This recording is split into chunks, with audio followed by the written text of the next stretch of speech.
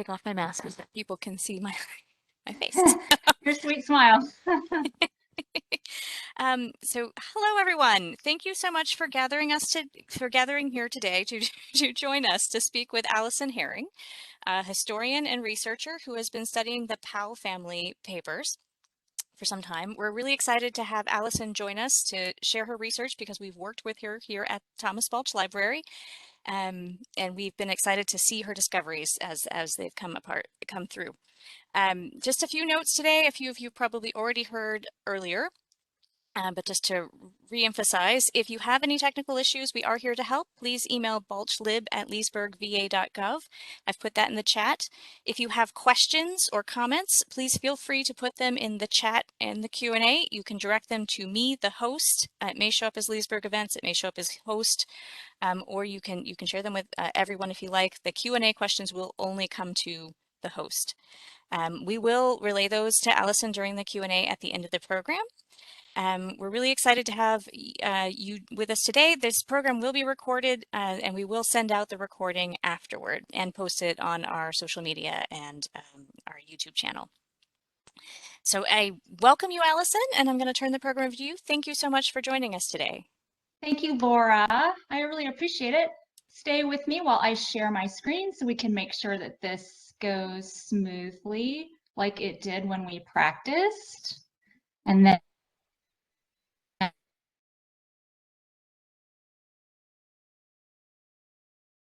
with the program.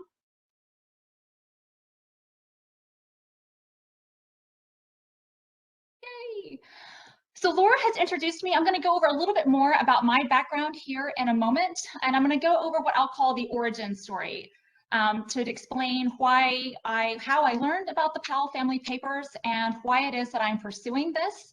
We're going to meet the Powells, and we're going to, I'm going to need to move my window a minute. So that worked out really well. Thank you. We're going to meet the Powells and we're going to meet a woman that they enslaved named Ariana. We're going to shed light on life in Leesburg in the 1840s and the 1850s based on the Powell Family Papers. And I'm also going to share a couple of images from original documents that I've used at the Thomas Balch Library in Leesburg because it's fun to see. I like it when researchers do that and they show the original documentation of what they see when they're doing their research. And also it's a way to highlight the resources that are available at the Thomas Balch Library if you are not familiar with it.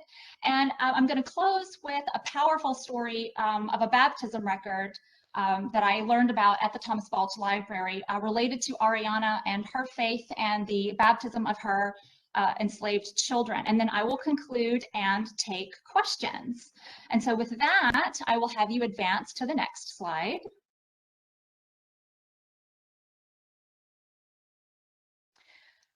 Before diving in, I want to pause and say thank you to everybody in Loudoun County that has participated in making my research successful. Loudoun County is blessed to have a lot of people that work in this area, and they've been a very welcoming and encouraging community for me, very nurturing, and everything that I do isn't possible without them. And so recognizing that this event is being recorded today and will be a part of the oral history program at the Thomas Balch Library, I thought it was important to pause and give a hat tip to people who've just gone out of their way to be kind to me in this, and I really, really appreciate it. So with that, and a special hat tip if I can to Mary Fishback. She was one of the first people I met when I first started coming to Thomas Balch Library. We lost her a few years ago and I still miss her, and it feels odd that I would be presenting with the Thomas Balch Library without having Mary with us for her to be able to see the fruits of her labor. So a hat tip to Mary before we will advance to the next slide.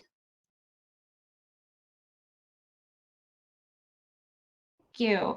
So originally, my career was as a senior manager with a Big Four public accounting firm, KPMG, where I was in the audit practice. So if you're not familiar with that realm, that means that I performed audits of large publicly traded companies here in Richmond, Virginia, and also in Dallas when I transferred to the Dallas office.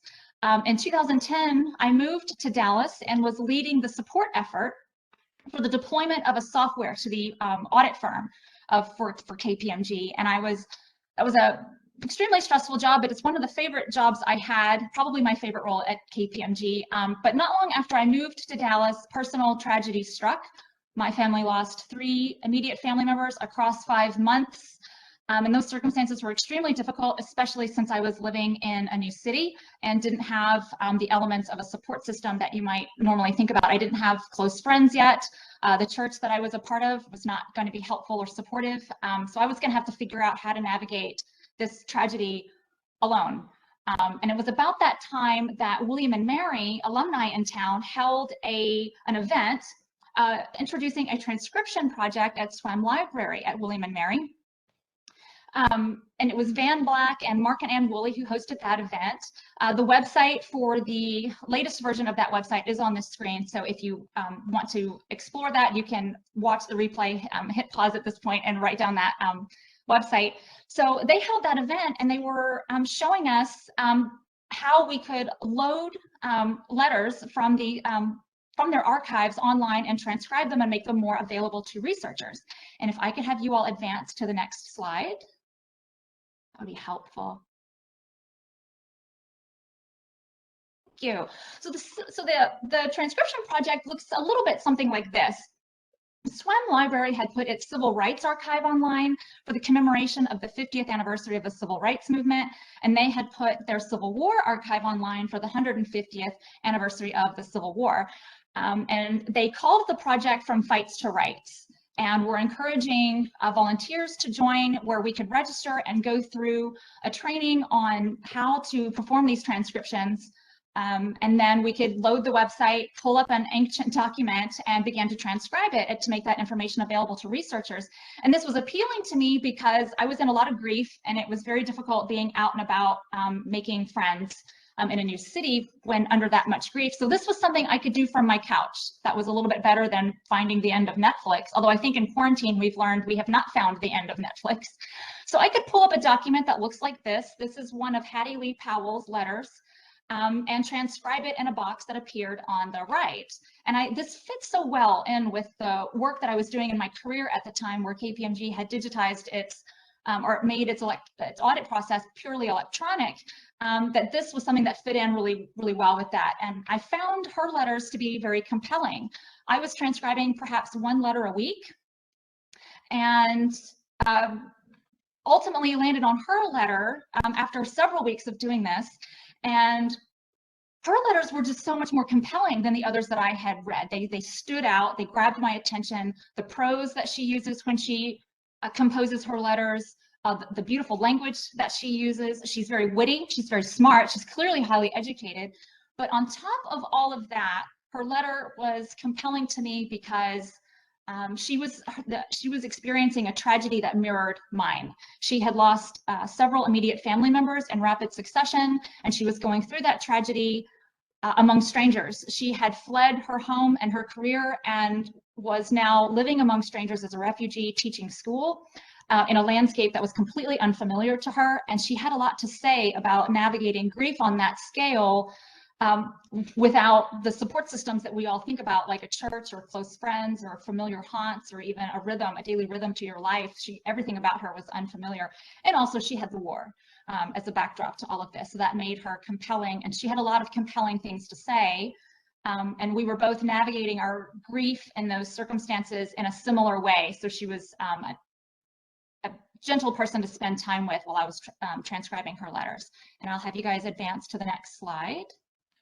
So as I continued to transcribe her letters, I decided to stick with her instead of jumping around to different people each week, because I got to know her handwriting, and knowing her handwriting was going to lend well to the accuracy of my transcriptions. I got to know the context that the letters were being written in, which was going to lend well to also the accuracy of the transcriptions. And it also just made it a lot more compelling. It became like reading a novel where there were stories unfolding and relationships and drama, and I wanted to know what happened. And then I moved from Dallas back to Richmond and was continuing my career there.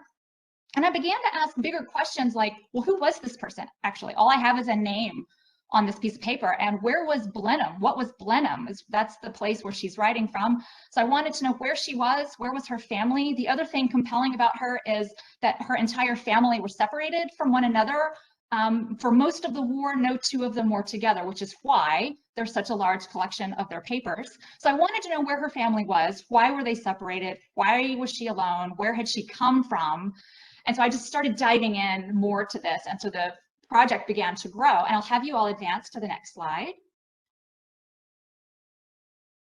What I ultimately was able to learn about her was that Blenheim was a house. I used to think that it was a town, but learned that it was a house. It's still standing and it's still lived in today. It's in Powhatan County. And I also stumbled across her photograph at the Virginia Museum of History and Culture. It's a unique situation. That's the only photograph of the Powells that they have, and it happens to be her. And it's an extraordinary story how that photograph even came to be at the Virginia Museum of History and Culture, which will be another story for another day. But being able to piece all of this together was fascinating, and being able to see the house from Google Earth and see the landscape that it was in was compelling. And I ultimately wrote to the homeowner and asked if I could come out and see the house from the outside and let him know that this refugee had been living there during the war and had left behind letters that represented a complete account of life at that house. And of course, he contacted me very quickly. He invited me out and he allowed me to bring a couple of friends, and we went out there and he had us for dinner. So he took us all through the house. We were able to identify which room was hers based on descriptions that she left behind. A crazy story about her trying to escape a soldier that she doesn't want to have to entertain, and she snuck out, and the only way she could sneak out is if she'd come down the back stairs, because the upstairs of the house is separated with different staircases. And then based on her teaching school, in her bedroom, there was only one room on that side of the house that was big enough to accommodate that. So we were able to determine which room was hers, where these letters were written. And as we walked through the house, it was eerie because I had gotten to know this building so well and the events that happened in those rooms and in the hallways and on the staircases. And it was powerful to be able to see that. But what occurred to me was, if I go and visit this place and visit with this nice man and tell him these stories, it felt inappropriate for me to just say, okay, bye, and that'd be the end of it. So I'm going to have you all advance to the next slide. So what I decided to do, with William and Mary's permission, was print transcriptions of the letters, since that was the genesis of this project anyway, and print scans of the letters and put them together for Doug in this book. And prepare this for him and add a lot more context to it. And so I delivered this book to Blenheim when he had me out for dinner, so that this was something that he could keep. And I felt like this was going to be the capstone of this whole project, that I got involved in terrible grief, and then now it's escalated to me finding this house, and it's grown and had a trajectory. And I thought this was going to be the end of it, that, okay, I've done my part. But as all things in life, one thing leads to another, and I'll have you all advance to the next slide. And this grew to a large degree, where I just kept going. And so these are some photographs of some of my adventures further afield outside of Loudoun County, since I'm going to do a deeper dive into Loudoun in a moment. These top two, which now I'm realizing when I'm moving my icon around, you're not going to be able to see that, but that's okay. So the top two images, that yellow home is a house that the Powells built out in Henry, Illinois. And to the left are the couple that own that house today, Joe and Anna. They are two of the nicest people. I went out there for a presentation and they let me stay with them in the house. I stayed in the old part of the house, and they had a party at their home so that people in town could come and see the house after they had met the Powells at the presentation. Had a really delightful weekend with them, and I'm anxious to get back to Henry when the pandemic wanes. The bottom row of images in the middle is Welbourne Farm down in Brunswick County, and that's where Hattie was before she was at Blenheim. So during the war, she was at first in Brunswick County at Rome, and then she moved to Powhatan County at Blenheim. And the images on either side are the Tucker family. So the same family that housed Hattie Powell as a refugee during the war are the same family that own that property today, and they still live nearby and they still work the farm that surrounds the house. They've been really delightful to get to know, and that book of letters was compelling because it wasn't just the history of this house and this property during the war that Hattie recorded. It was a history of their family. I mean, all the little idiosyncrasies and family dramas that go on that make life so relatable then all got recorded, and so they've been great fun to get to know. And so with that, I'm going to have you all advance the slide and let's meet who these Powells are. So now we're going to be getting into Loudoun. So the Powell name was a common name in the 19th century in Loudoun County. People who do research up there are familiar with it. So when I'm referring to the Powells, I'm referring to Selina Lloyd Powell and her husband, Charles. The papers belong to Selina Lloyd Powell, her husband, Charles, and their children. Selina and Charles were both born just after the dawn of the 19th century and died near the end of it. So these were adults during the Civil War. To be clear, since I know I'm talking to a Loudoun County crowd, Charles Powell is the grandson of Levin and Sarah Harrison Powell of Middleburg. So I know that those names are familiar and want to be clear about who they are. So we'll move to the next slide so that I can introduce their children. So we see Hattie already up here in the middle, who she's my primary focus. She had an older sister, Rebecca, and she had a younger brother, Lloyd, who joined the Confederate Army and died in the war. She had a younger sister, Mary Emily. They called her Minna for short. She had a chronic illness and was sick all of her life and died very young. She had a younger brother, Charlie, who also joined the Confederate Army and died in the war. And then she had a baby sister, Nina, who she forever called my lady love in her letters to Nina. So these people were largely born in the 1830s, except for Nina in the early 1840s. So these were young adults during the Civil War. So that's her siblings. And with that, we'll move to the next slide. Let's meet Ariana. So Charles Powell at any given time enslaved between 5 to 8 people over the age of 12, according to the property tax records for Loudoun County. On the 1850 census, it's closer to 20. Although I have my doubts about the 1850 census, he got recorded in 3 locations. So I'm not confident. I think some of the enslaved people may have been recorded more than once. But the name that I focus on, the person that I focus on is Ariana, because I've been able to connect her to post-emancipation records and can know an enormous amount about her based on the fact that she also appears in lots of records in Loudoun County. So her name was Ariana. I don't know what her maiden name was. Her parents very likely were a woman named Jenny and a man named Tom. Her children that she had when she lived with the Powells were Macon Thomas Russell, Nancy Bingham, William Bingham, and Ellen Bingham. And the reason I can know who Ariana was is based on the genealogical work performed by a descendant. And he and I met on Ancestry.com late one night. It's another story for another day, but we both started emailing each other trying to determine if we were researching the same Ariana, and based on the names of the children, that was one of those moments where the hair on my neck stood up and I realized, oh my gosh, we are talking about the same Ariana, and this wall of 1870 came down for her and for him that day. And I want to talk about the image that I use when I talk about Ariana, because it's important that I have an image for her like I do for the Powells, so that her humanity comes through. And I've chosen this image from A Visit from the Old Mistress. It's a painting by Winslow Homer. It's dated 1876, and it is a Virginia image. And I liked it for the resolute look on her face and the fact that she's holding an infant. She had a lot of children. She had more after she was sold by the Powells. And so I think this would have been a common way to see Ariana, would have been holding an infant. There are other enslaved people that are mentioned in the Powell Family Papers, and that includes a lady named Faye and Lucinda and Margaret and her daughter Maria. There's a 9-year-old little girl named Puss who's working in the dining room.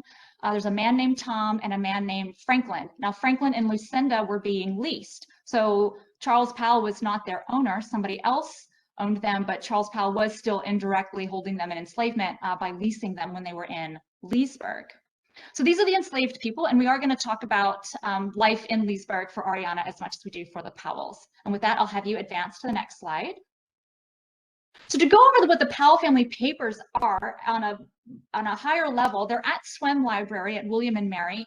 There are 689 documents, and I'm projecting that there will be about 3,600 pages of content, because one of those 689 documents is a 150-page diary left by Rebecca Powell.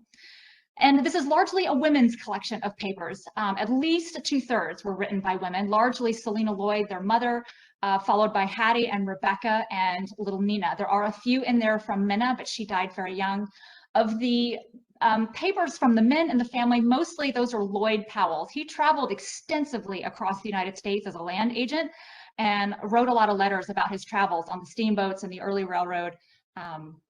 His are fascinating to read, but it is largely a women's collection of papers. And with that, I'll have you advance to the next slide. I want to give a high-level timeline, since I've given you a high-level look at what these papers are. So I've noticed in presentations in the past, it can get kind of confusing because the Powells live what feels like everywhere. They begin in the 1830s. In southwestern Loudoun County, so north of Upperville and Middleburg. They moved to Louisville, Kentucky for 2 years, and then they came right back to southwestern Loudoun County, and I'm going to show you those locations in a moment. Then they moved to Leesburg, Virginia. And after Leesburg, they went to Henry, Illinois for several years. And then just like with Louisville, they bounced right back to Virginia a few years later and landed in Winchester, Virginia on the eve of the Civil War. And they opened a boarding school for girls in Winchester. So that's where they were during the war, and their papers do record Winchester during the Civil War, all the way up through the spring of '62 when Stonewall Jackson pulled his army out, and they fled Winchester. And between 1862 and 1865, they were everywhere, all over Virginia. No two of them were together, and they generally lived in 2 to 3 locations each between 1862 and 1865. And after the war, they recongregated in Alexandria, Virginia. And with that, we will advance to the next slide. So let's dive into where they were in Loudoun County. To orient locals on where we are on this map, you can see Route 50 going across the bottom. You can see Upperville there, and then the road going north of Upperville towards Langolan is Trap Road, and then the road going back east towards Welbourne is Millsville Road that goes through Willisville, so locals will all be familiar with this area. So Charles Powell grew up at Langolan. That was the estate of his parents, Cuthbert Powell and Catherine Sims Powell. He grew up there, and it is very likely that Ariana was born there and grew up there. The evidence that I have so far is not concrete, but it's extremely compelling and very strong. It just still lands in the circumstantial box. So circumstantially, her parents were a woman named Jenny and a man named Tom, and indeed Cuthbert Powell enslaved a married couple, Jenny and Tom, who were the right age to have been Ariana's parents. By 1830, Selina Lloyd Powell had married Charles Powell, and they lived at Belfield, which you'll see immediately. I'm sad I can't use my indicator, but you guys can see that. So just next to Langolan, you see Belfield, north of Millsville Road.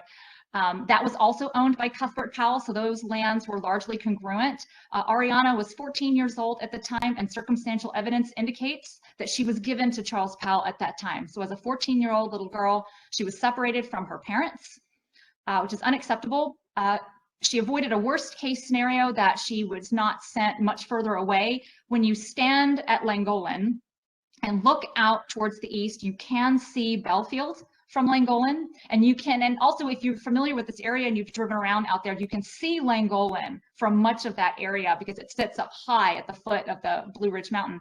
And so I suspect that the families stayed in contact with one another and may even have been able to see one another. Now, after Belfield, they went to Louisville, Kentucky, but came right back to Clifton Farm. So he didn't come back, he didn't go far from where he originated. So he's now chronologically moving right down Millsville Road. He's at Clifton Farm, south of Millsville Road. And they lived there for approximately 10 years.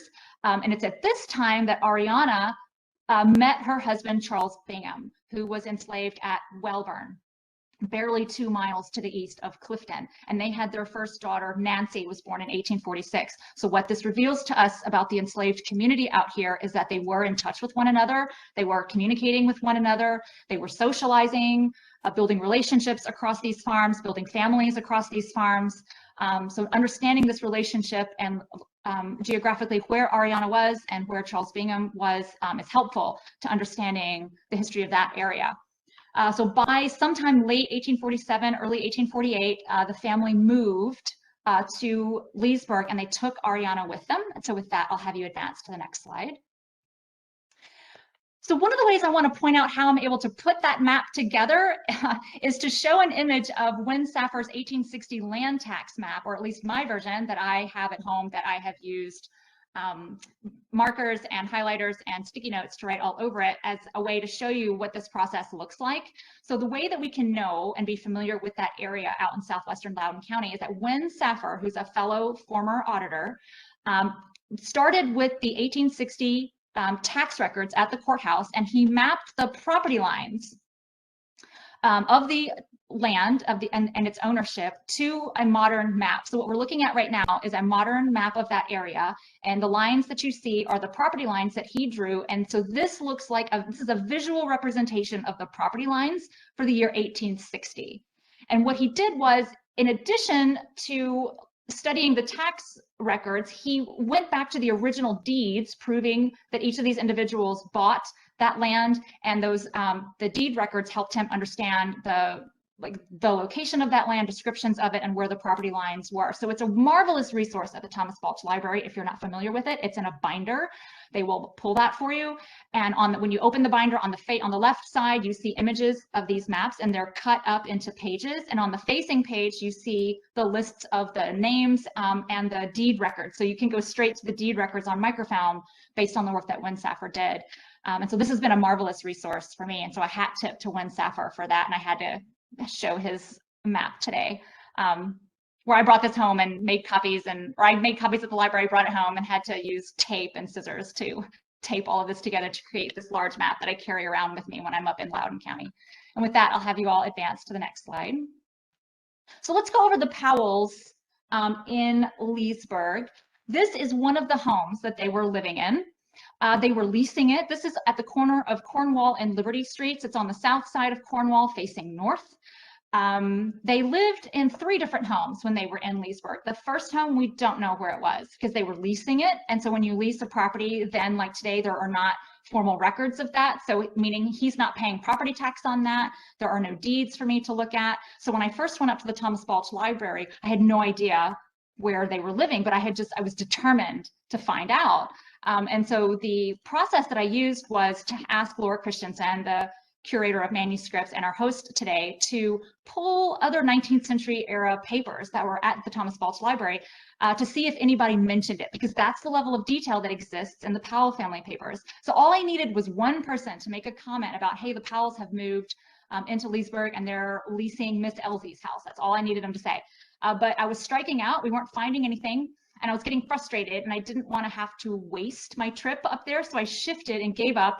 And I'll have Laura advance to the next slide. And I had them, I pulled the microfilm for the newspapers in the 1840s so that I could scan through them and figure out what was life like in Leesburg in the 1840s for the Powells and Ariana.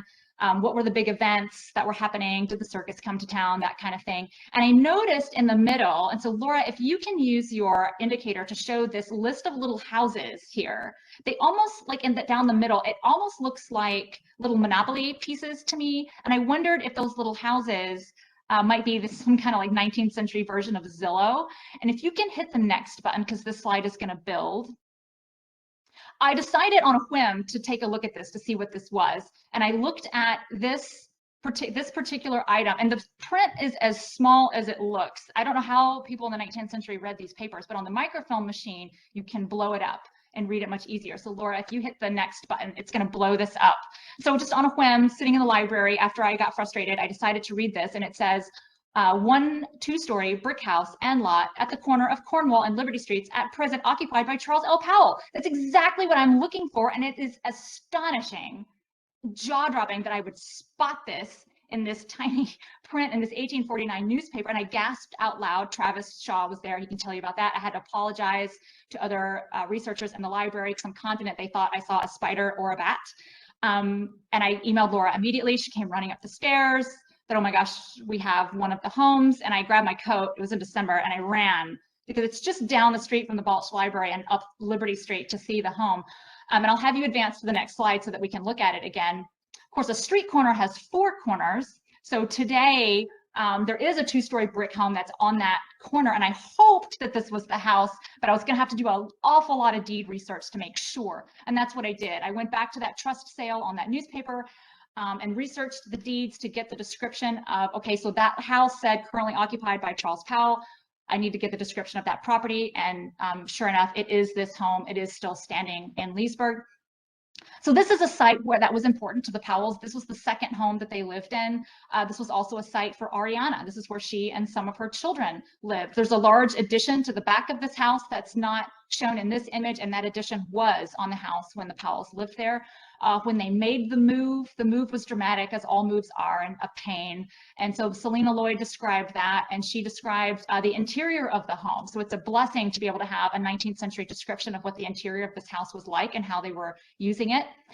Now, the letters for Leesburg from the Powells are approximately every single week. They were writing a letter every single week from Leesburg with an enormous amount of detail. It's just that not all of them survive, but most of them do, for the years 1848 and 49. The reason these letters exist is because the Powells sent two of their daughters, Rebecca and Minna, out to Gloucester County to visit some relatives. Now, they were only supposed to visit for a couple of weeks. They ended up getting stuck for somewhere between 7 or 8 months. And the problem was the mud and the weather. Now, one thing I've taken away from the Powell Family Papers is I think our understanding of how debilitating that mud was is limited. I think you can't overstate how problematic what mud was in the 19th century. For example, looking at this house right here, the mud outside of that building would get so bad they didn't leave the house for 10 days. They would skip church. There would be parties and events that they were supposed to go to, but the mud would be so bad that they would struggle to walk down the streets, and that was dangerous. If they fell and had a bad enough, if they broke a bone and that break was bad enough, that's dangerous in the 19th century. So the mud was debilitating, and being out in Gloucester County, an awful lot of stars had to align for Rebecca and Minna to get back home again.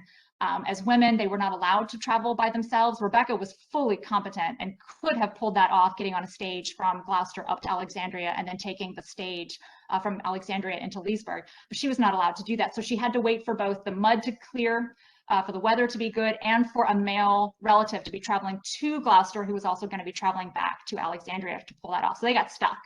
So the benefit for us is that Selina Lloyd Powell was trying to love on her daughters and include them in life that was going on in Leesburg. And so she's writing to them every single week, and she's including an awful lot of gossipy detail because she's trying to share the life with them. So lots of social drama got recorded, and the details make life in the 19th century very relatable, even though so much of their lives were very different from today.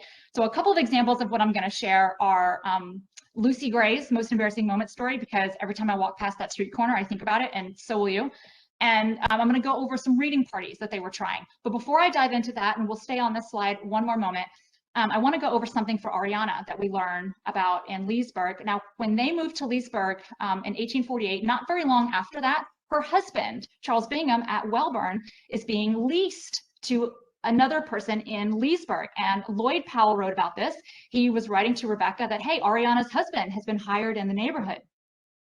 I don't think that's a coincidence. Something that comes across for Ariana throughout the documents where she appears and throughout the Powell Family Papers is that she was a constant advocate for herself, despite the horrifying circumstances that she was in. She was always advocating for herself. I think what happened is the Powells moved to Leesburg, and she would move to Leesburg with them. I think she started walking around the streets, meeting the other enslaved people. She knew what special skill her husband had. I suspect that she was advocating for that. Like, hey, you need to talk to your people and have them hire my husband so that he can be here in Leesburg. And it worked, because Richard Delany at Welbourne could have leased Charles Bingham to somebody in Middleburg or in Upperville, which are a lot closer, and where he could have kept better tabs on Charles Bingham, but he didn't. He sent him to Leesburg after Ariana went there. So Ariana and her husband are still in contact with one another. They continue to build their family. This is when her son William was born and their daughter Ellen was born. So it's a fascinating piece of light that we can shed on how these families were still maintaining their family structure in this environment. And so with that, we are going to move to the next slide, where I will share Lucy Gray's most embarrassing moment story involving a mud puddle. And it happened at this street corner in Leesburg. So to be clear, this is Lucy Ellen Gray. They called her Lute for short. She was 13 years old in 1849. She was the daughter of she was the daughter of Mary Eliza Elsie, and her father was Dr. Joseph Glass Gray. And Selina Lloyd was out and about that day and saw this happen, and she's writing to her daughters, talking about the mud in town, which was very common for them to do. And she wrote that we cannot walk the stones between here and town, and woe to the unlucky who might lose a footing now, because there's no knowing where he might step. So they tended to call the sidewalks stones, or side stones was the phrase that they used. But I don't think the side stones or sidewalks were very helpful, because they were caked in mud as much as the streets were. So she goes on to say that Lucy Gray was walking on the side stone about a week ago when she lost her footing, and down she came in a large and deep mud puddle and rolled over and over before she could recover from her astonishment. So this poor young woman is walking down the street corner. She falls into a big mud puddle and rolled over and over. Like, she had momentum going to be able to do that. So I wonder, was she skipping? Was she running? Mrs. Powell says she was walking, but you wonder, was she playing? Were there other people playing with her? And And Mrs. Powell goes on to emphasize, and it was down near Mr. Harrison's corner too, as if to say, of all places in Leesburg for you to fall down in a giant mud hole and jump up caked in mud. And you know it would have been in her hair. It would have been all in every pleat of her dress, because if she rolled in it several times, it's going to be in every pleat. It's going to weigh down her dress. She's going to get up. It's going to be all on her face and on her hands. And it gets worse, because Mrs. Powell then said, and Lou had to walk home with the mud dripping off of her the whole way. So she's got to walk all the way home with this. So here's why I think when she says this happened down near Mr. Harrison's corner too, I think it's this corner. So this is Market Street in front of us, which I'm now realizing I always try to use my indicator and I can't, but the really large building here was the home of Burr Harrison. He was a lawyer in town and friends with the Powells. The small building immediately to the left was Burr Harrison's law office. So Burr Harrison's wife was Sarah Harrison Powell. She was a Powell. So this was the property that he owned, and it's Leesburg Central then as it is now. So behind me when I'm taking this photograph is the courthouse complex. And at the time it was also home to the Leesburg Academy, which was a school for the young boys. So God forbid they were out playing in the yard and saw their friend Lucy Gray take a tumble into this mud hole and roll in front of them. The bank is down there at this location. So this would have been a lot of people around, and she would have had to walk caked in mud with it dripping off of her all the way home past everybody that she knew. You hope that she had a great sense of humor about this and was self-confident enough to just own it and just be waving at people like, hey, Miss Powell, I'm gonna come visit you. I think somebody needs a hug. That's how I hope she handled that. She lived in Leesburg the rest of her life, and I doubt she lived that down very much. And next we're going to move into the reading parties that they were having in Leesburg. This was a new social concept that they were trying. So I'll have you advance to the next slide. They were having parties regularly and gatherings regularly during the week in Leesburg at this time. And the Powells write an awful lot about that. You feel like a fly on the wall at these events. But this was something unique that they were trying for the first time to see how it would go. So this was something that was very intentional. The socially prominent people in Leesburg attended. So the kinds of genealogical names that appear at these parties include the Elsies, the Harrisons, Dr. Jackson, the Tylers, Mr. Marsh, who's a local school teacher, the Hoffmans, there were lots of Miss Hoffmans around, the Grays, and the Powells. So the extended Powell family, there were lots of Powells that lived in Leesburg at this time. So this was a new idea that they were trying. It was weekly. They generally were on Friday nights. A few of them were on a Saturday night. Mrs. Powell leaves us a lot of detail. Since this was new, she was explaining to her daughter Rebecca out in Gloucester County how this was going. She said they generally ran from about 6:30 to 10 p.m. You were responsible for taking tea at home yourselves before you went to this party. So this was the time period when the dinner was the midday meal, happened more midday, and then they would have tea later on. So you had tea first. And she said that it was no trouble to host these parties because of that, and that people would just start walking in at 6:30. You didn't even need to knock. If you read the letters from Selina Lloyd Powell, when she's describing these parties, they come across as very quiet and very sedate and very serious. And she emphasizes that this is good socialization for people in town, and it provides her really good conversation topics. If you read her daughter Hattie's impression of these parties, it sounds like about as much shenanigans went on as reading. One thing to point out, only the men read at these parties. The women would bring needlework to work on while they were listening to the men read. Dr. Jackson hosted the first one, the Elsies hosted the second one, the Powells came in third, and so forth. So we have some great quotes in the Powell Family Papers from others who were attending the party, because Hattie likes to quote other people. So she quoted Matilda Tyler saying that the young men were so busy trying to get the words out right that they were reading that she didn't think that they understood a bit of what they were reading, which, yeah, I can kind of identify with that. We've all been in a situation where in front of a class or in a group, you have to read a paragraph, and I'm the one who counts around to see which paragraph is going to be mine. I'm going to scan down and read through it first, just so I don't sound like a fool while I'm reading it. So that's probably what's happening. They're nervous and they're just going through the words and not necessarily having comprehension. Betty Wilderman pointed out that she could read about as fast as Ned Harrison, but Charles Powell threw shade on that and said, well, that's not very fast. Hattie recorded that she went to the reading party at Dr. Jackson's and laughed until she felt as if her jawbones were out of joint. Like today we might say, I laughed until my face hurt or my cheeks hurt. But she says she laughed until her jawbones were almost out of joint. When Minna came back from Gloucester County, based on Hattie's letters, she said she was anxious to know how much reading goes on exactly at these parties versus the shenanigans. The kinds of things they would read included Lady of the Lake. Ned Harrison was reading that one, but they decided to discontinue it because everybody had read it recently and were bored. So I think that's the 19th century version of a rerun. When the Powells hosted it, they read The Merchant of Venice. Cousin John Powell read the first couple of acts. Charles Powell finished up. They would also read romantic poetry at these parties. One silly incident that I think is fun to think about, because if you feel like you're a fly on the wall, was an incident where Miss Alice Elsie had brought some dark worsted that she was knitting. And while Ned Harrison was reading, she exclaimed, probably quietly, that, hey, I can't see very well to get this knitting done. So Dr. Jackson lent her his spectacles. And it was probably an event where you had to be there for this to be funny, but she put the glasses on. And I think what happened is the glasses weren't the right prescription for her, so they distorted her eyes a bit. So she's looking around at everybody confused, saying, well, gosh, your heads are a lot smaller now than they were before. So what's happening is, as poor Ned Harrison is reading, everybody in the room is giggling, and different people in the room are taking their spectacles off and passing them to Alice Elsie so that she can put them on to see if these work any better. So all of this commotion is going on while poor Ned Harrison is thinking, are they laughing at me? Is it me? I'm just going to keep reading, and I'm going to keep my head down, and I might read a little louder and project more confidence to make up for this awkwardness. Mr. Marsh at one point had his face in his hands and was shaking with laughter and nearly fell over at Emily Hoffman's feet, who Hattie points out he had a really big crush on, and the two of them had come together, so there was gossip about that. Hattie reported, I declare it was delightful. Even Pa got to nodding. I'm not sure what she meant by nodding. Maybe he's just eagerly agreeing.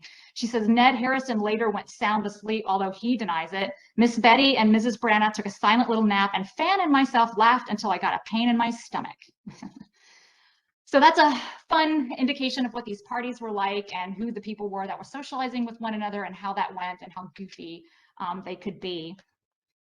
And I'm now going to shift to the next slide, where we're going to go over a story about Ariana in Leesburg. And in order to tell this story, I'm going to use the St. James Episcopal records that are at the Thomas Balch Library. And I'm going to go ahead and have you transition to the next slide. Before I go into the story, I want to be clear about what these records are, and if you're not familiar with them, I'll be clear about how you can use them. There are two versions of the St. James Episcopal Parish records that are at the Thomas Balch Library. First are the original records. They're in a large book, bound book. They are the original 19th century records. When you open it, the records inside include marriage records, burial records, baptism, communicant records, and they're organized like in a table format, almost like a large spreadsheet that stretches out across 2 pages. There's also a handy copy of these records at the Thomas Balch Library. So if you don't want to handle the original and you're more comfortable navigating a copy, they can pull that copy for you. It's in what they call the vertical file. So those are they're the same records, it's just they have an original and they have a really handy copy, which if you wanted to make copies of these records, that's what you would be using to make copies. Also, we're blessed to have George Addy's daybook. George Addy was the rector of St. James Episcopal Church between about 1830 and 1856 when he died, so about 25 years. His wife was Mary Powell, that's Charles Powell's sister, so he was Uncle George to the Powell children.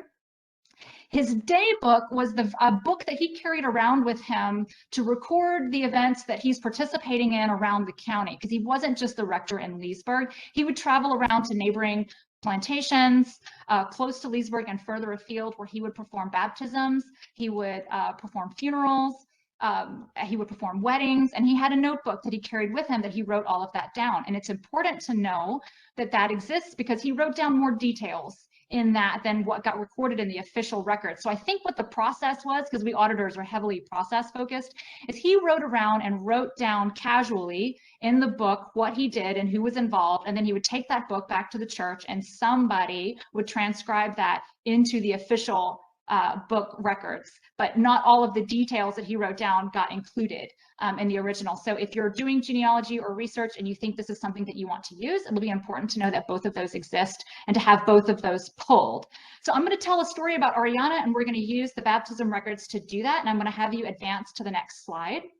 And we're going to compare what they look like for the original records versus George Addy's book. So these images on the screen right now are my personal copies of these records. So when I first went to the Thomas Balch Library, I was using these pretty heavily, and instinctively I felt like I was going to need copies of these at home. And so I had them make copies of all of the baptism, birth, and communicant records. I meant baptism, marriage, and communicant records, so that I could have these at home to use to identify who the people are that they're mentioning in these letters. So for example, at these reading parties, when they talk about Alice Elsie and Matilda Tyler, these records help me identify who they were, because the Powells largely socialized with other Episcopalians. They were Episcopalian and members of St. James Episcopal Church.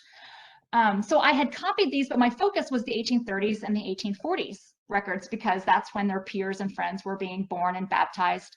So I hadn't focused much on the 1850s, but what's also in these records are enslaved families and free families of color. The names of the children are included, sometimes the name of the mother, and if the mother is listed more than once, now you've got sibling relationships too. More rarely, the father is listed. Sometimes the ages are listed, but that's true of even the white children. So you can see even on this page, right above and right below Ariana's children, all it says is infant, and that's common in these papers. So it doesn't necessarily give the exact age. So I was going through my copy with a green highlighter to indicate where these enslaved and free families of color were, to make them easier to spot. And that's when, to my astonishment, I noticed that here in April, so all the way over to the left, you'll see it says April, and just above it, it's 1851. We have little Ellen listed and her race next to that, where it says COL. And we have Ariana is listed as her mother, and she was the servant of C.L. Powell. So for those who aren't familiar, people in the 19th century tended to use the word servant instead of slave. And then we have Ellen's age. All the way over to the right, we see she was 1 year old. Below that, we have Nancy, her sister. Also, her race is listed, also the daughter of Ariana and a servant of C.L. Powell, and she's 5 years old. And then below that, we have Maria, who was not mentioned in the Powell Family Papers. So the only reason I know that Maria existed and was the daughter of Margaret is because of these records. Now, Margaret is mentioned regularly in the Powell Family Papers, and little Maria is only 5 months old. So this was exciting to see this record. I already knew that Ellen and Nancy were children of Ariana, but this helped me, and I had guesses at their birth years. But this really helped me narrow down when they were born and their ages. So if you can advance to the next slide, we're going to compare that to how George Addy wrote this down in his day book. So this is what it looks like when George Addy wrote this down. You can see up at the top, at the right, you see George Addy. And I'm going to give you an example of why there's more in how and what kind of information is in here. First, it says baptized at the parsonage in Leesburg. So what this gives us is a location of where this happened. It wasn't in the church. This was at the parsonage in Leesburg, and we get this gem occupied by Mr. Charles L. Powell. So he's moved again, which makes sense because the house was for sale. That's how we knew where the previous house was. So that house has sold. He's preparing to move to Illinois. So he's moved into his brother-in-law's home with their family into the parsonage. So it says V's belonging to said Powell, V's Ellen. He's getting a little legal with his language here, I think because Charles Powell's a lawyer and he's standing there. Ellen, 1 year old, Nancy, 5 years old, children of Ariana, also Maria, 5 months old, child of Margaret, in April of 1851. So he didn't write down the day, and my inner auditor noted, oh, that's why. So Laura, if you can go back to the previous slide, you'll see where it just said April and there's an X. So he just didn't write down the day, so the person didn't know what to put, so they just put an X. So I can kind of sympathize that they felt like, I gotta put something in this row, I don't know what to put. So we'll advance back to that slide one more time, and then we'll go to the one after that. So we'll go back to the George Addy slide, and then we'll go one more next. So what this record is telling us is where this baptism took place, and he clearly says it was at the parsonage. Now, the parsonage in Leesburg was this building on Loudon Street. It's on the north side of Loudon, facing south, several doors down from the Loudon Museum. Shout out to Joe Rizzo for getting this photograph for me because I couldn't find my photographs of the house. It's handy to know, have friends who do research where you do. So this was owned by the St. James Episcopal Church from the late 1830s through the late 1850s before they built a new parsonage building up on Cornwall Street. In other records in Leesburg, it's called the rectory. I tend to use the word parsonage because that's what George Addy referred to it when he lived there. He also had a farm north of Leesburg. It's about a mile north, called Greenwood. It's part of Idley Park. So his family lived up there most of the time, because the Powells talk about walking out to see Aunt Mary and the children. And so I don't know that this house was occupied at that time. So we now know that that's where Charles Powell moved before going to Henry, Illinois. Now what we're about to see is another record that, when we combine that record with this baptism record, it elevates this baptism to something far more profound and far more moving and meaningful than what it appears to be on paper. So if we can advance to the next slide. And this has several builds to it, Laura, so I'll have to indicate to you when I want you to hit the next button. So I'm going to start here with a deed record. And I found this deed record several years before I found the baptism record. This is the deed when Charles Powell sold his farm before he moved to Henry, Illinois. And I had these records bifurcated in my head, where I had the deeds records in a Leesburg folder for the deed records, which was just how I was understanding what land did he own, how much did he pay for it, when did he sell it, how much did he sell it for. And I had the baptism records in a separate file for genealogical related files. So these were like putting pieces to a puzzle and not even realizing that they're the same pieces and that they fit together. And I didn't even spot this until I was putting together a visual linear timeline to go with the narrative that I've written about Ariana to share with her descendant, just to make that easier so that he could have this timeline to use while he's reading this narrative. And so what leaped out at me, if you'll hit the next button, it's gonna pop up that the date is what's gonna become apparent. The date leaps out as April 15th, 1851. And if you hit the next button again, the baptism record is gonna pop up that, oh my gosh, it's the same time frame as the baptism record. If Ariana had any doubts about Charles Powell being serious about moving to the West again, if she had any doubts about his commitment to that decision, if she had any doubts about whether or not the financing was going to come through to pull this off, those doubts are removed when he sold the farm. I mean, nothing communicates I'm serious quite the same as selling the farm. And when we consider the simultaneous nature of those dates, this moves this record beyond a more typical baptism into something far more profound. There's an intentionality to this, to see that at the time that he's selling the farm, she's choosing to have her little girls baptized. I think there's an urgency to this too. And it grabbed my attention when I spotted that this happened at the same time. To be clear, Illinois was a free state that Charles Powell was moving to. So Ariana now knows that she's going to be sold. She knows that her children are going to be sold. And that is a profound grief and terror that makes this record cry out from the archives, almost like a plea. If you hit the next button, we're going to pull Ariana's image into this so I can make sure that her humanity comes through and the humanity of those little girls that are in this situation. It's clear to me that she's choosing this moment in terror, also in hope and in faith, to connect her daughters to something.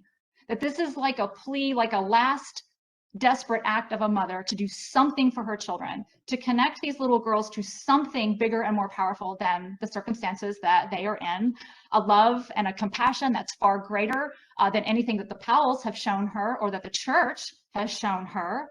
If you attended our History on Tap event in Upperville, where Trinity Episcopal Church hosted Bishop Gulick and I, this story is familiar to you. This isn't even Ariana's first time standing on this precipice of darkness. That's why I've called this a baptism on the edge of a precipice.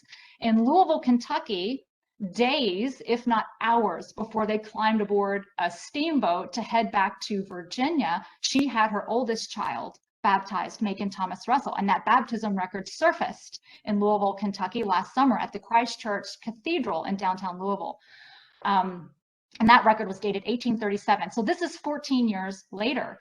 And I think she had that child baptized before returning to Virginia because she was concerned that this child wasn't going to survive this trip, that the steamboat was going to travel out the Ohio River in December, and she and that child were going to be deck passengers. And she knew how terrible that trip was going to be because she had just made that trip as an enslaved woman 2 years earlier, also in December. So I think she was concerned, just like she's concerned right now about her little girls. And that's why she's choosing this moment to have her children baptized, because it might be the last thing that she's ever able to do for them. And she knows that this is a realistic possibility because the community that she had grown up in at Llangollen had been auctioned off barely a year and a half earlier. Cuthbert Powell died in 1849. His son, Charles Powell, was the executor of that estate, and he oversaw the auction that took place on the grounds of Llangollen, where that enslaved community, that support system of people who had a shared experience, were separated forcibly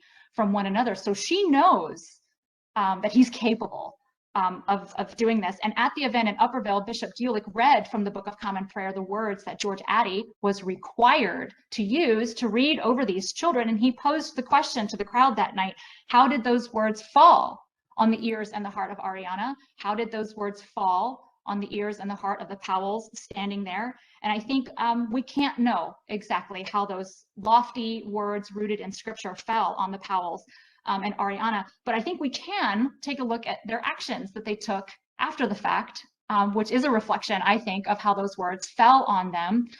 Charles Powell, not very long after this moment, sold Ariana and her little girls and sold Margaret and her daughter Maria. So I don't know that those words fell on his heart well. They certainly didn't transform his heart.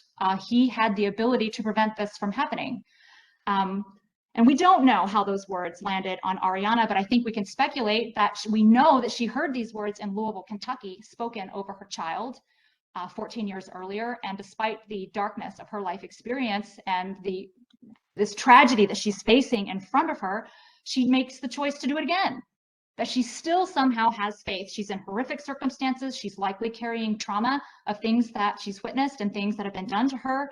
And she now stands to lose her children, which is every mother's absolute worst nightmare. And yet her faith appears to be intact, and she didn't shrink back from this. She didn't abandon whatever confidence that she had in her faith. She persevered, she endured, she stepped forward in that faith, and she's advocating for her daughters. And as horrifying as this moment is, it's also a reflection, I believe, of her hope and her faith and her love. And I think she shines. It seems to me that Ariana shined, her faith shined brightest in her darkest hours, as is evidenced by this record and the one that surfaced in Louisville, Kentucky. Her story is deeply rooted in the Episcopal Church. And I'll end by saying that she did keep her children. She was sold and the children were sold, but she did keep them with her. And if you can advance to the next slide, I'll conclude by pointing out that I hope that I have shared enough information from the Powell Family Papers and the work that I've done at Thomas Balch to indicate how they can shed more light on life in Leesburg in the 1840s, from the silly incidences all the way up through the dearly sacred ones. And we now have more stories for these familiar sites. And I will publish a full account of the Powells and Ariana, stretching from the 1830s through the Civil War and their time in post-war Alexandria. And right now, where I am on my timeline is I'm currently working through the Civil War years. So with that, I will conclude, and thank you all again for hosting me today. It's a big day for me. It's a big day for the Powell Family Papers, I think, and for Ariana. And it was a pleasure to share the roots of this project with you all, rooted in the death. See, my mother died 10 years ago today, and the roots of this project are deeply in that event. And so it was important that when you all asked me to do it and it happened to fall on this day, it seemed like an important and impactful way to spend the day and give a hat tip to her and to the Powells and to Ariana. So thank you very much. And I will take any questions that you all have. I'd be delighted to know what questions you all have based on that. Wonderful. Thank you very much, Alison. That is excellent. I feel like you really made Leesburg in the 1830s, 1840s, and even 1850s come alive. And we've got to meet the Powells and Ariana and their families and their people they interacted with. It's great. Yeah. It's wonderful to see how you've put all these pieces together. So we do have some questions, and hopefully we'll get a few more as people put them into the Q&A and the chat. I am going to leave your slide up. Yep. for a few more minutes in case people want to copy down your website address, or I know you're very active on Twitter. And yeah, and if they want to contact me, you can contact me through my website. Those messages come straight into my inbox. So if there's questions I can't answer today, or you don't get to type them quickly enough, you can just send them to me and I'd be happy to be helpful. Excellent. And we also will be happy to relay questions to Alison. If you want to send them, just reply to the email you get after the class with the video link, which should come out hopefully tomorrow or on Friday. But hopefully there are people busily typing. But in the meantime, one of the questions that we do already have that I am very curious to know is what have you uncovered about Ariana's life after this? Like, do you know what happened to her after the Civil War? And did she return to Loudon? Is she? I do know what happened to her after the war. Fortunately, she appears in the Freedmen Bureau records, which she advocates for herself constantly. So when I saw that, I was delighted, although not surprised, that she would be in the Freedmen Bureau records. Ariana was at Welbourne during the Civil War, and she stayed at Welbourne for the first couple of years after the war, and we know that based on the Freedmen Bureau records. She then moved back closer to Llangollen, and some of her adult children moved back that direction with her. So they lived north of Upperville, further up Trap Road on either the Ross Farm or the Thomas Farm, north of Trap Road, because she and her children are always listed on the 1870 and the 1880 census as either on the same page as the Rosses and Thomases or on a subsequent page. And the Rosses continued to appear in her life when her husband died in 1887. His estate went through the process at the courthouse, probably because she advocated for that. And the largest asset that he had was a note receivable from TJ Ross. So I think they were likely that was probably for a labor contract on the Ross farm. And then the Rosses also appeared as an informant on a death certificate for one of Ariana's son-in-laws in the 20th century. So I think the family stayed in that area, and that's probably where she's buried, is up north of Llangollen along Trap Road. Okay, interesting. She had deep roots in this area, so I don't think she would have wanted to stay with people that she was very close with. She had a lot of extended family in the area. She'd grown up in that area. And her children largely stayed in that area. Some of her grandchildren moved north to Massachusetts by the 20th century, but she has a lot of descendants in that area. Some of the surnames that exist that go down into the 20th century for Ariana in northern Fauquier County and Loudoun County include Bingham, that name continues, Russell, Scott, Brown, Herbert, Orange, Reed, and Thomas are some of the surnames that come down into the 20th century for her family. Excellent. No, it's wonderful to know that her family is still here and has spread elsewhere. That's really amazing, and I'm sure that being able to share that with our descendants was really rewarding for both. Yeah, sides. powerful. Yeah. We do have a records related question. Are there other religious records besides the St. James baptism records in Loudoun County and the vicinity which mention enslaved people? And oh, I was nodding yes, because I'll let you can answer. We know there's more religious records there. I haven't seen them yet, so I don't know if like the Presbyterians and the Methodists also included those names or not. Yeah, and I would say that yes, but I would have to do some digging to point you directly to which churches you can find those materials in. I know there certainly are others in the St. James records. And the library, Thomas Balch Library, recently received a donation of the St. James Episcopal Church records, both the vestry minutes and baptism, marriage, death, birth records. And we're hoping to have a guide to that soon. So certainly within a process we will look into what other churches may have related records. Fun fact, the vestry minute records are in Charles Powell's handwriting, largely cool. in the middle. He was the secretary. So I was going through those and thought I would know this scrawl anywhere. Yeah. So we do have a question about your wonderful Winslow Homer painting that you've used to sort of present Ariana's humanity, which is wonderful. And somebody is asking just if you could talk about where you found the painting, and do you know, is it in a collection somewhere? Is it on exhibit? I am almost positive it is at the Smithsonian Art Museum. I did look that up before this. I had a premonition somebody was going to ask. And what I found online is that it is at the Smithsonian Art Exhibit, Art Museum. It is on display. The way I found it was I frequent the Crystal Bridges Art Museum in Northwest Arkansas, which is an American art museum because I serve on a board at the University of Arkansas.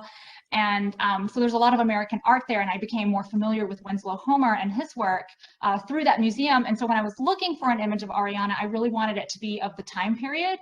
And so I was clicking through paintings that he had done, and several other artists too, but that one really stood out given the resolute look on her face and the fact that she was holding that child. And I did, as I said, discuss it with the descendant to make sure that he agreed that this was an appropriate image to use for her, so that I was sensitive to what his opinion would be of how do we want to reflect his ancestor. Wonderful.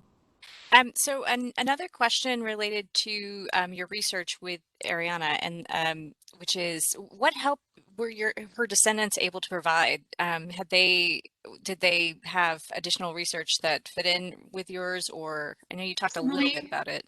That's a really good question.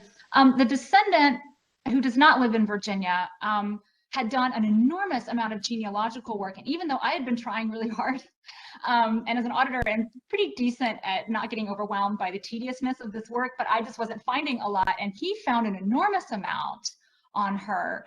And so he was eager to share that with me, thank goodness, but we were still trying to figure out if we had the same Ariana. When I originally emailed him, I could only remember the names of 2 or 3 of her children off the top of my head. And so I mentioned only those 2 or 3, not trying to be cagey, but those were just the 2 or 3 I could mention, I could remember off the top of my head.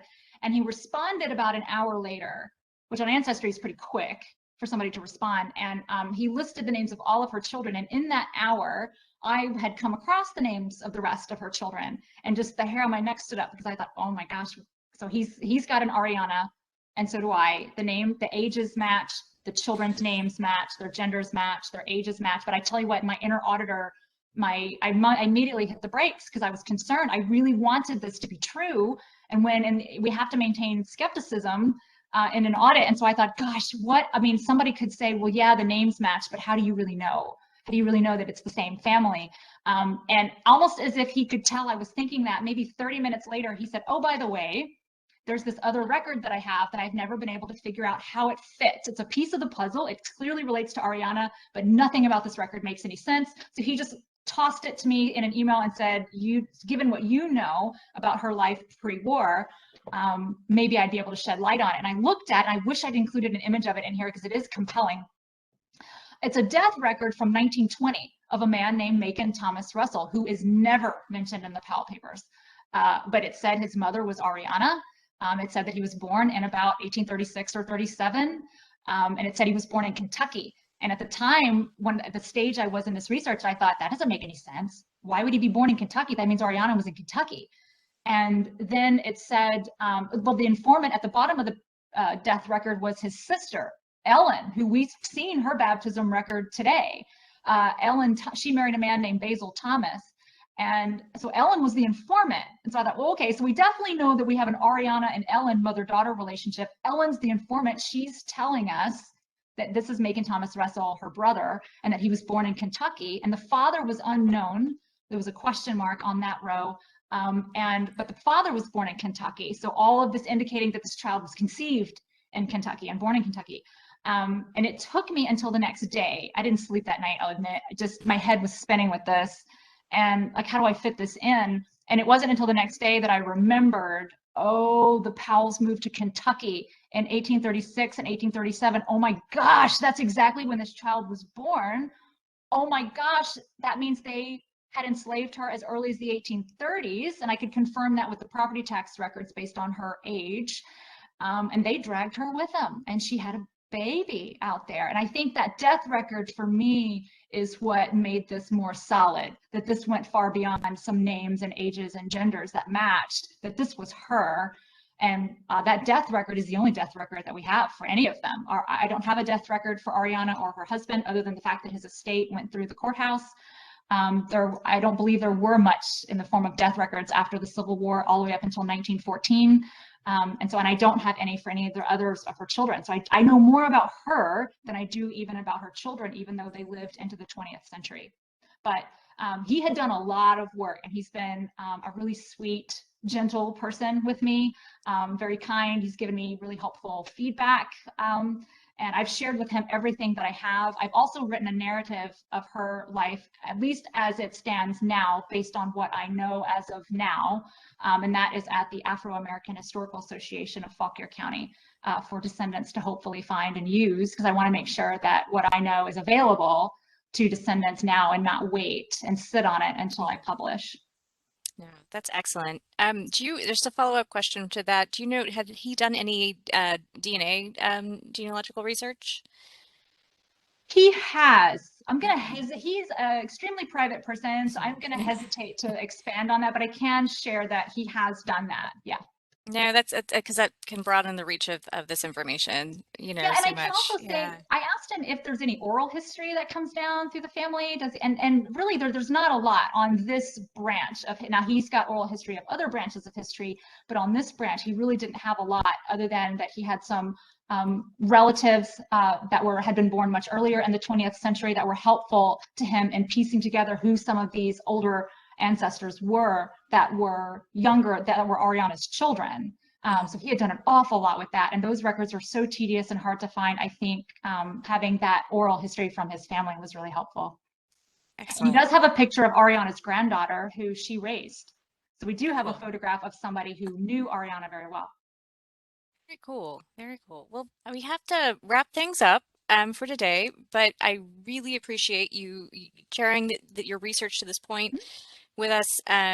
Excellent, very interesting, and I can't wait to see what else you discover as you continue with your work. So thank you very much, Alison. Thank you all so much. Thank you for joining me today. I really appreciate it. And we look forward to seeing you and anybody else who is interested in getting some research done in the library soon. So thank you so much. Have a great afternoon. And thank you so much for bearing with us with the technical difficulties. It's always an adventure. So. It was way more fun to involve you in advancing the slides, Laura. I enjoyed it. Yeah, you did an excellent job. Thank you. Sorry we had to do it that way. Okay. Excellent. So.